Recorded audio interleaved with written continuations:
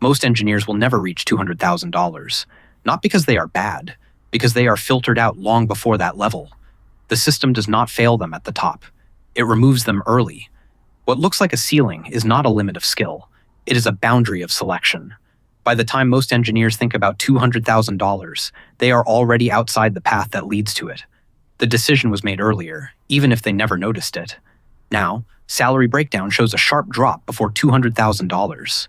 A large group sits between $80,000 and $140,000.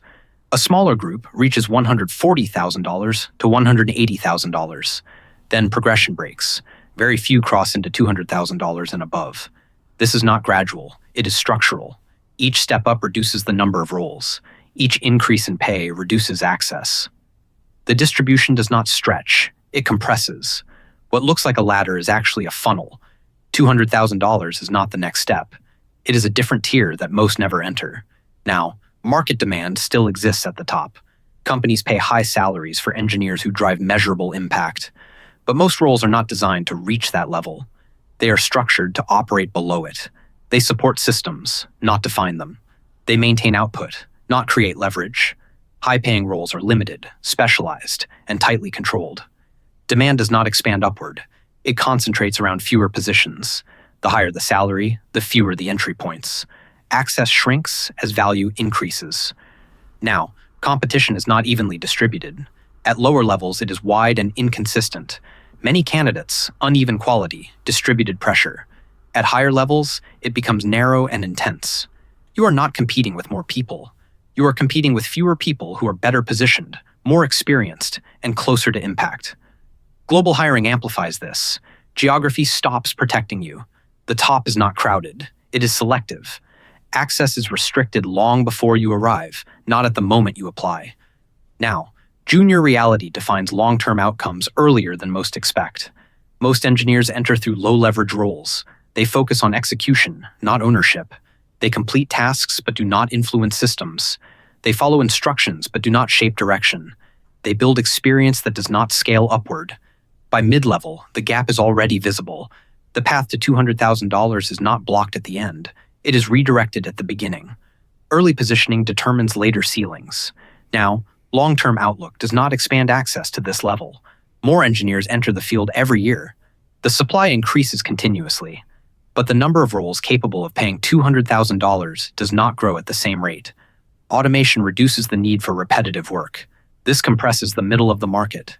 It increases competition where most engineers operate. The top remains stable, but harder to reach. Fewer make it over time, not because demand disappears, because selection tightens.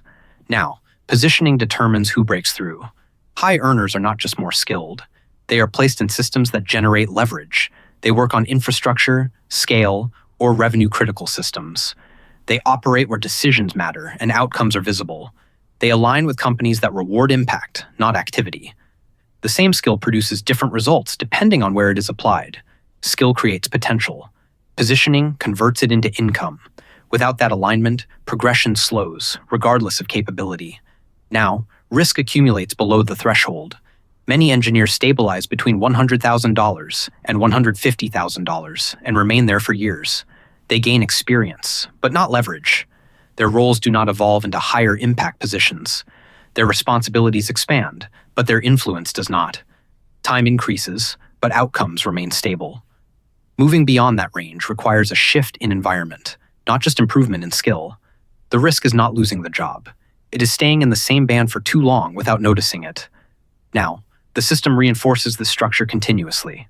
Companies are optimized to keep engineers productive at mid-level ranges. They do not need everyone to move up. They need most to remain consistent and reliable. Promotions are limited. Compensation growth is controlled. This is not inefficiency. It is design. The system does not fail to move people upward. It is built to keep most in place. Final verdict. $200,000 is not a salary you reach step by step. It is a selection system. Most engineers are filtered out before they ever approach it. The difference is not only capability, it is timing, environment, and structural positioning.